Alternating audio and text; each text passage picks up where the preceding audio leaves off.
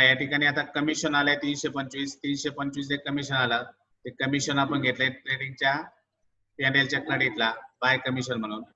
त्याच्यानंतर आता आपल्याला जायचं ऍडजस्टमेंट मध्ये. जे ऍडजस्टमेंट राहिल्यात ते आता आपल्याला क्लिअर करायच्या.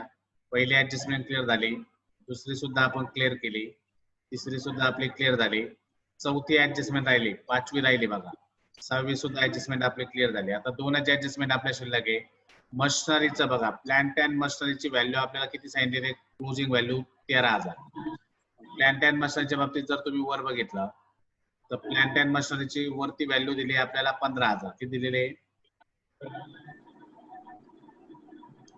पहा. प्लांट अँड मशिनरीच्या बाबतीत जर बघितलं तर प्लांट अँड मशिनरीची आपल्याला टोटल व्हॅल्यू किती दिली, त्यांनी 15,000 दिली. प्लांट अँड मशिनरी आपल्याला दिली 15,000. प्लांट अँड मशिनरीची क्लोजिंग व्हॅल्यू 13 सांगितली. याचा अर्थ जे पैसे कमी झाले ते झाले डेप्रिसिएशन. मग इथं घ्या प्लांट अँड मशिनरी आतमध्ये घ्यायचे 15,000. प्लांट अँड मशिनरी ट्रायल बॅलन्सला 15,000 दिली आणि बाहेर त्यांनी व्हॅल्यू 13,000 सांगितली. बाहेर किती सांगितली 13,000. किती रुपये आपल्याला लेस करावे लागतील डेप्रिसिएशन म्हणून. बाहेर 13 आले पाहिजे, इथं 15 आहे, म्हणजे 2,000 रुपये आपल्याला डेप्रिसिएशन म्हणून काय करावं लागतील, लेस डेप्रिसिएशन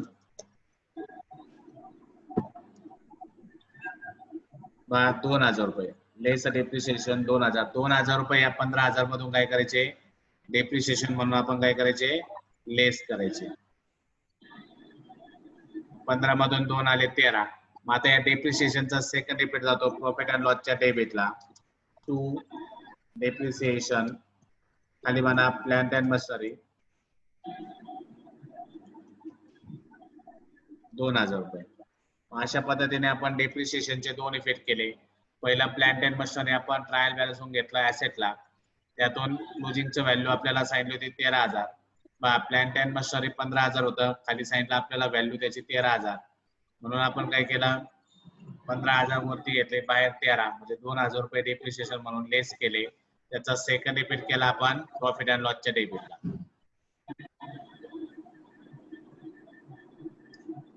ठीक आहे. सेम आपल्याला आता फर्निचरचं बघायचं बघा. फर्निचर आपलं 12,500 दिलंय. फर्निचर किती दिलं 12,500 आणि त्याच्यावर 5 नंबरची ऍडजस्टमेंट आहे. 5% काय घ्या डेप्रिसिएशन. पहिले फर्निचर 12,500 आपण घेणार ऍसेटला. फर्निचर घ्या ऍसेटला 12,500. आता याच्यावर 5% आपल्याला डेप्रिसिएशन लेस करायला लावलं, म्हणून लेस डेप्रिसिएशन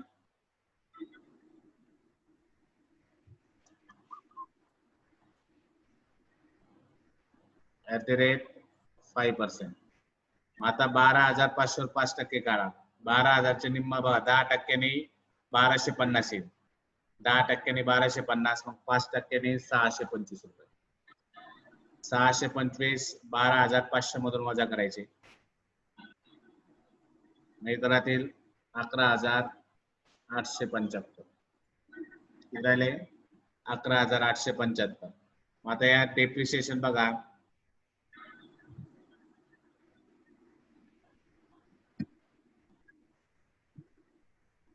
12,500 फर्निचर होतं, त्याच्यावर 5% डेप्रिसिएशन. 1 शून्य दाखला म्हणजे 10%नी 1,250 येतं. 5%ने त्याचा अर्ध करा. 1,200च्या निम्मा 600, 50च्या अर्ध 25, म्हणून 625. नाही तर 625 रुपये आपण लेस केले, बाहेर आलं 11,875. या 625चा दुसरा इफेक्ट करायचा या ठिकाणी पीएनएलच्या डेबिटला डेप्रिसिएशनचा फर्निचर 625. मग आता या ठिकाणी बघा दोन्ही डेप्रिसिएशनचे इफेक्ट, प्लांट अँड मशिनरीचं डेप्रिसिएशन, फर्निचरचे इफेक्ट, दोन्ही पण आपण काय केले डेप्रिसिएशन ऍसेटला लेस केले आणि दुसरा इफेक्ट केला आपण प्रॉफिट अँड लॉसच्या डेबिटला. आता हे जे डेप्रिसिएशन आपण लेस केलंय पीएनएलच्या डेबिटला मांडलं, दोघांची टोटल बाहेर आउटरला घ्या 2,625.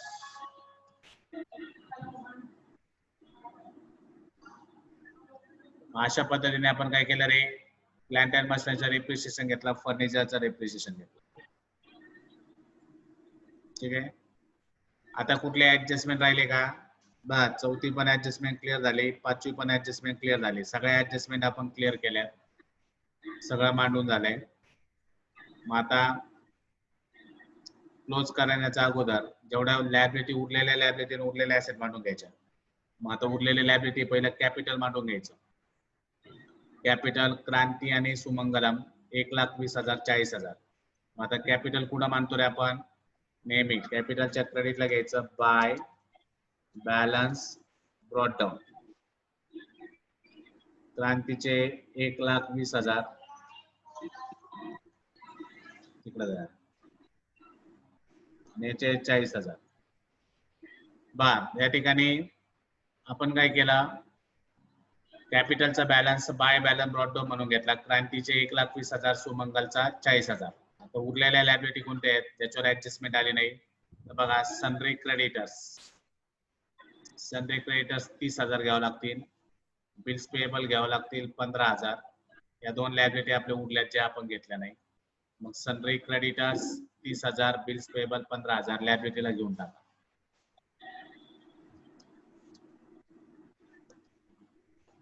सनरी क्रेडिटर्स 30,000.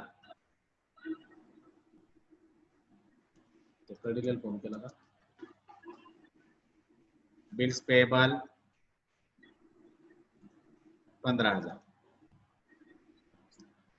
बस सनरी क्रेडिटर्स होते 30,000, बिल्स पेएबल 15,000. ते दोन्ही आपण या ठिकाणी काय केले? लायबिलिटीला घेतले. सनरी क्रेडिटर्स 30,000, बिल्स पेएबल 15,000. आता उरलेल्या ऍसेट जे होत्या ज्याच्यावर ऍडजस्टमेंट नाही ते ऍसेट आपल्याला घ्यायच्या.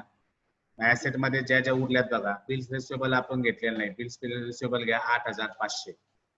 त्याच्यानंतर इन्व्हेस्टमेंट आपण घेतलं नाही, मग इन्व्हेस्टमेंट घ्यावं लागेल 32,000. अजून प्रीपेड रेंट नाही घेतलं बघा, प्रीपेड रेंट घ्यावं लागेल 2,000. फर्निचर घेतलं आपण आणि कॅश इन हँड घ्यायचं राहिलंय 3,775. 3 ऍसेट आपल्याला घ्यायचं राहिलं बघा. Bills receivable, investment, prepaid rent आणि कॅश इन हँड. ते तिन्ही ऍसेट आपण ऍसेटला घ्या. पहिला घ्या बिल्स रिसिवेबल.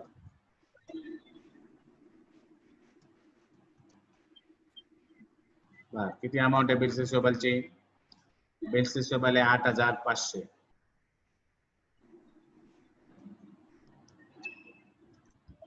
मग बिल्स रिसिवेबल घेतला आपण 8,500. ठीक आहे. आता बिल्स रिसिवेबल नंतर पुढचा आहे इन्व्हेस्टमेंट 32,000. ऍसेटला घ्या इन्व्हेस्टमेंट 32,000. इन्व्हेस्टमेंट घेतली 32,000. इन्व्हेस्टमेंट नंतर आहे प्रीपेड रेंट 2,000. इन्व्हेस्टमेंट नंतर प्रीपेड रेंट 2,000. उरलेले ऍसेट आपण मानतोय. बिल्स रिसिवेबल घेतले, इन्व्हेस्टमेंट घेतला, त्यानंतर प्रीपेड रेंट घेतला 2,000 आणि शेवटचे ऍसेट राहिले आता कॅश इन हँड 3,775. 5 मिनिटं. कॅश इन हँड 5 मिनिटं थांबा.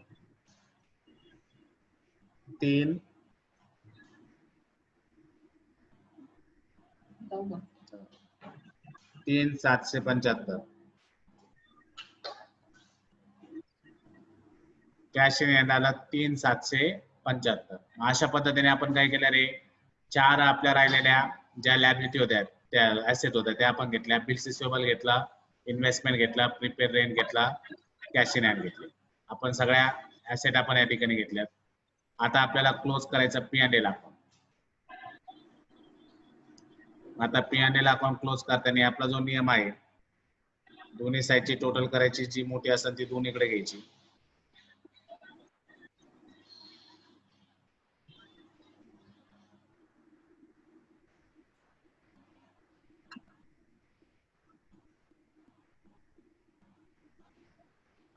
P&L ची क्रेडिटची टोटल भरण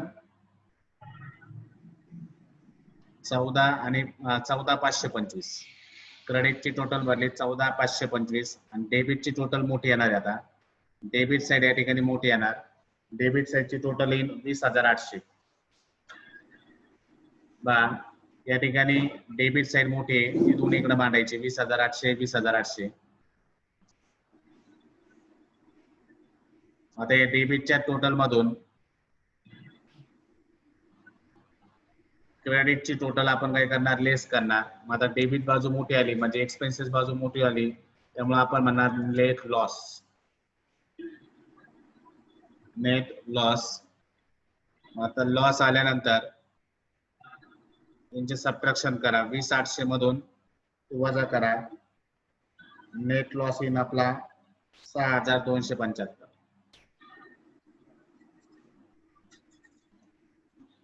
नेट लॉस आला 6,275. आता आलेला नेट लॉस या दोघांना वाटून द्यायचा. त्यांचं नाव पार्टनरचं क्रांती, दुसरे सुमंगला. आता हा जो नेट लॉस आलाय तो नेट लॉस असून येतं नेट प्रॉफिट आपण काय करतो तो पार्टनरला वाटून देतो. मग नेट लॉस किंवा नेट प्रॉफिट जो आला तो वाटताना आपल्याला रेशो दिला असतो प्रश्नामध्ये.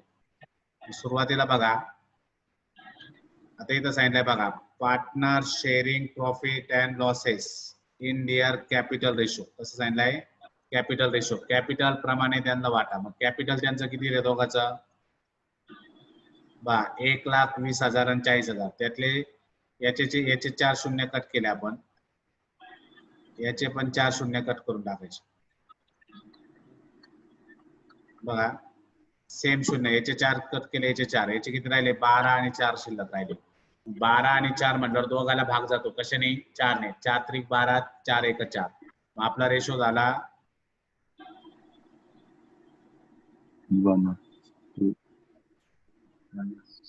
3:1. रेशो काय झाला आपला 3:1. 3:1 कसे सारखे शून्य शून्य कट केले. 12 आणि 4 शिल्लक राहिले. मग 12ला 4 ने भाग झाला 4 त्रिक 12 4 एक 4. 3:1 रेशो झाला आपला. काय झाला 3:1. त्यांनी आपल्याला रेशो कसा घ्यायला लावला होता कॅपिटल वरून. मग कॅपिटल 1,20,000 आणि 40,000. याला भाग दिल्यावर 3:1 रेशो आला. मग 3 आणि 1 4 झाले. मग टोटल आपल्याला किती भाग करायचे 4. मग आता हा जो नेट प्रॉफिट आलाय नेट प्रॉफिट 6,275 आले बरोबर आहे. मग आता हे जे 6,275 आहे त्याला भागिले 4 करा. भागिले 4 केल्यानंतर एक हिस्सा येईल तुमचा 1,568.75. मग आता 1,568.75 गुणिले आता हे गुणिले चिन्ह आहे. आता याला एकाला 3 हिस्से द्यायचे आणि एकाला 2 हिस्से. हिला 3 द्यायचे त्याला 1. मग याला 3 ने गुणा. मग 3 ने गुणल्यावर आपलं उत्तर येईल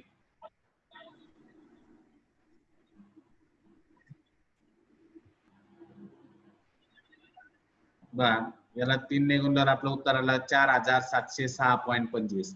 मग पॉईंटच्या पुढे काय आला रे 25 आले म्हणून एवढंच उत्तर ठेवायचं 4,706. मग कार्तिकीच्या वाट्याला येईल 4,706 आणि याचा एक हिस्सा किती आलाय 1,568. आता इथं 75 आहे का नाही पॉईंटच्या पुढे 75 म्हणून इकडे 1 रुपया वाढून द्या 1,569 घ्या. 1,569. आता बघा 6,225 ला आपण 4 ने भागलं. 4 ने का भागलं कारण की आपला रेशो होता 3:1. मग 3 आणि 1 4 झाले म्हणून 4 ने आपण भागलं. 4 ने भागल्यानंतर 6,275 ला 4 ने भागल्यानंतर उत्तर आलं 1,568.75 एका हिस्स्याचं. आणि 3 ने गुणल्यावर 3 हिस्स्याचं आलं 4,706.25. आता 0.25 असल्यामुळे उत्तर आपण 4,706 ठेवलं. इथं पॉईंटच्या पुढे 75 आले का नाही 50 पेक्षा जास्त आल्यामुळे इकडे आपण 1 रुपया वाढून घेतला 1,569. या दोघांची जर टोटल केली तर दोघांची टोटल पुन्हा एवढी भरायला पाहिजे दोघांची टोटल आपली भरणार आहे 6,275. कळतंय सगळ्यांना.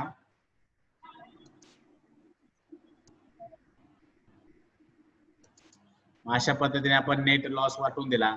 आता आलेला नेट लॉस हा पार्टनर्स कॅपिटलच्या डेबिटला घ्यायचा. म्हणून पार्टनर्स कॅपिटलच्या डेबिटला लॉस आला तर डेबिटला घ्यायचा, जर प्रॉफिट आला असतं तर क्रेडिटला घेतला असतं. म्हणून इथं बाय नेट लॉस बघा 4706, दुसऱ्याचा आला 1569. मग आता या ठिकाणी आपल्याला काय करायचं आहे, पार्टनर्स कॅपिटल अकाउंट क्लोज करायचं आहे. पार्टनर्स कॅपिटल अकाउंट क्लोज करताना बघा क्रेडिटची टोटल घ्या,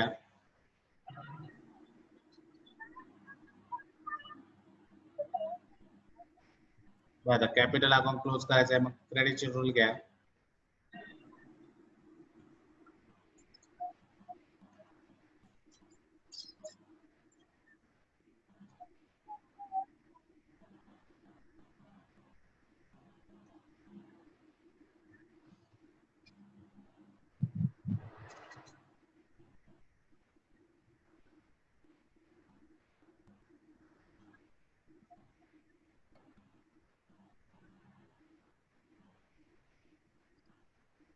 बघा याची जर सुमंगलांची बघितली तर क्रेडिटची टोटल आहे 40,000. 40,000 हे मोठे असल्यामुळं दोन इकडे मांडायचे 40,000. ठीक आहे. आता या 40,000 मधून वरचे पैसे वजा केले, याचा टू बॅलन्स कॅरीड डाऊन. सुमंगलांचा बॅलन्स येईल टू बॅलन्स कॅरीड डाऊन 38,431. 40,000 मधून वरचे 1,569 वजा केले, आला बॅलन्स 38,431. सेम याच पद्धतीने आता आपल्याला क्रांतीचा बॅलन्स काढायचा.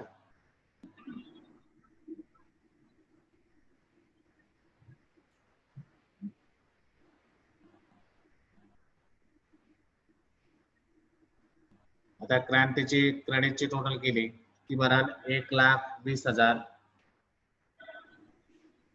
ती दोन्हीकडे मांडायची.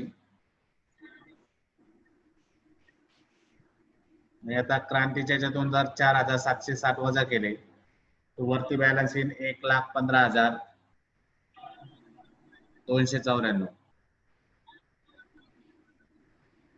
1,15,294. आता याचा टू बॅलन्स कॅरेट होऊन आला, शेवट इकडे लिहा सगळ्यात शेवट by balance brought down. Sheet पर्यंत तुम्हाला क्लोज करायचा. 1,15,294, 38,431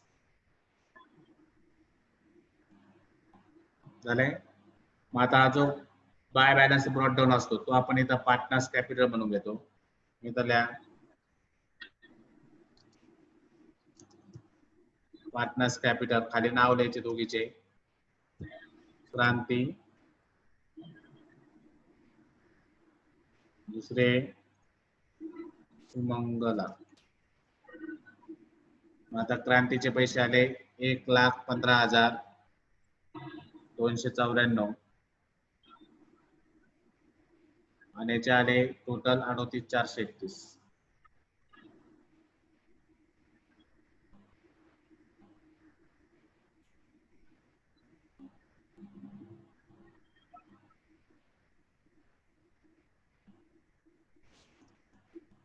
$38,431. आता दोन्ही मिळून कॅपिटल बघा किती येते बाहेर.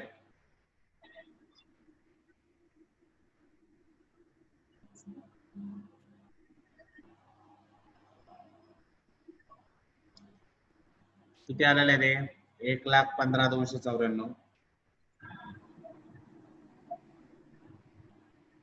प्लस 38,431.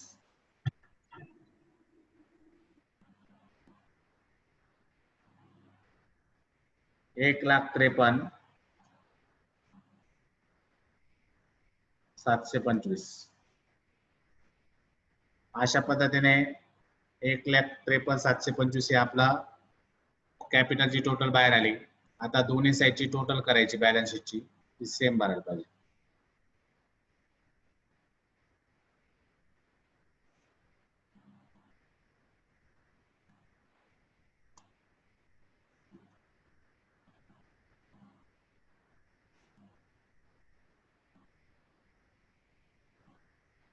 दोन्ही साईडची टोटल केली तर ती 2,02,25 किती बरं 2,02,25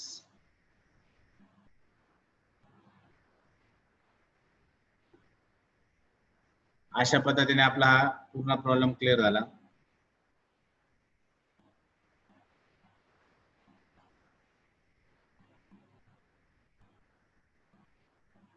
फोटो काढायचा असेल तर फोटो काढून घ्या स्क्रीनशॉट. हा झाला आपला पूर्ण प्रॉब्लेम.